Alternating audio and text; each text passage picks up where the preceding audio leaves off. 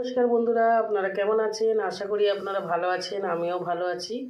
তো বন্ধুরা, আমি বাপের বাড়ি থেকে চলে এসেছি, আর 2-3 দিন হচ্ছে চলে এসেছি বাপের বাড়ি থেকে।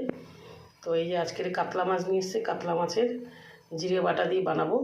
তো আপনারা ফুল ভিডিওটা দেখবেন। বন্ধুরা, আমি মাছটাকে ভালো করে ধুয়ে পরিষ্কার করে নেব। লেজা খেতে ভালোবাসি বলে বন্ধুরা লেজাটা বড় করে নিয়ে এসছে। তো আমি এগুলো ধুয়ে পরিষ্কার করে নিই। তো বন্ধুরা, আমার মাছ ধুয়ে নিয়েছি। এবার মাছ আমি নুন হলুদ মাখিয়ে নেব।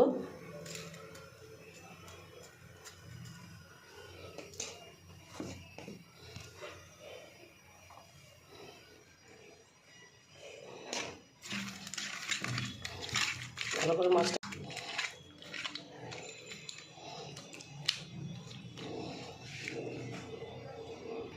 তো বন্ধুরা, এই মশলাটা আমি করে নেব। তো বন্ধুরা, আমি মাছগুলো ভেজে নেবো। আমি সরষের তেল কড়াইতে দিয়ে দিয়েছি।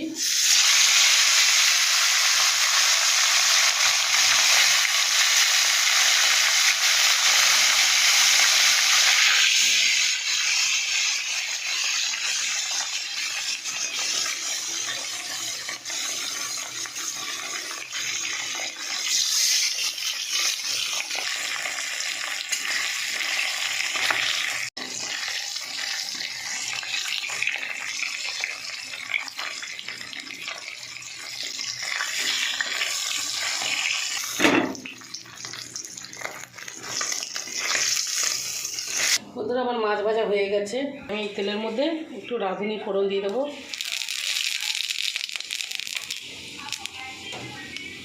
আলুটা দিয়ে দেবো, নুন দিয়ে দেবো।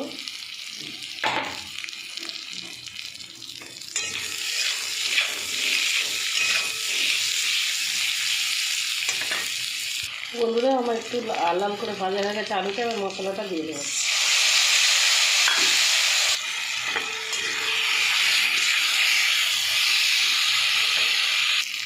বন্ধুরা, আমি এবার একটু টমেটো দিয়ে দেবো।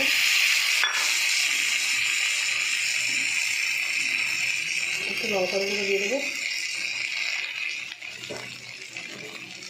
হলুদ গুঁড়ো দিয়ে দেবো,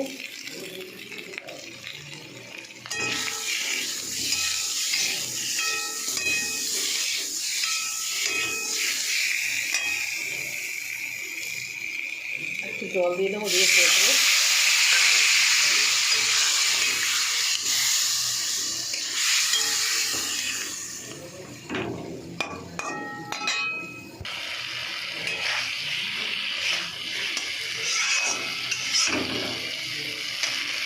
বন্ধুরা, আমি এবার জলটা দিয়ে দেবো।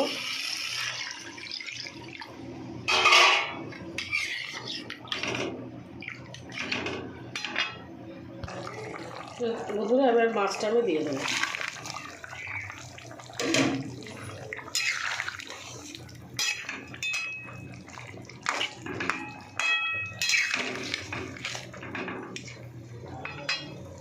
তো বন্ধুরা, আমার মাছের ঝোল হয়ে গেছে। আমি যেরকম করে বানালাম আপনারা ওরকম করে বানিয়ে খাবেন বন্ধুরা, খুব ভালো লাগে খেতে। সবসময় পেঁয়াজ রসুন আদা দিয়ে রান্না হয়, খেতে ভালো লাগে না। এরকম হালকা একটু রান্না করলে খেতে খুব ভালো লাগে।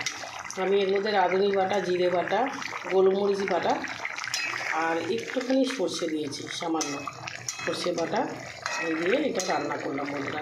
আর টমেটো দিয়েছি। তো আমার ভিডিও যদি আপনাদের ভালো লাগে বন্ধুরা, আপনারা লাইক শেয়ার কমেন্ট করে দেবেন আর সাবস্ক্রাইব করে দেবেন বন্ধুরা। আমি নামিয়ে নিয়েছি মাছটা বন্ধুরা। তো নমস্কার বন্ধুরা।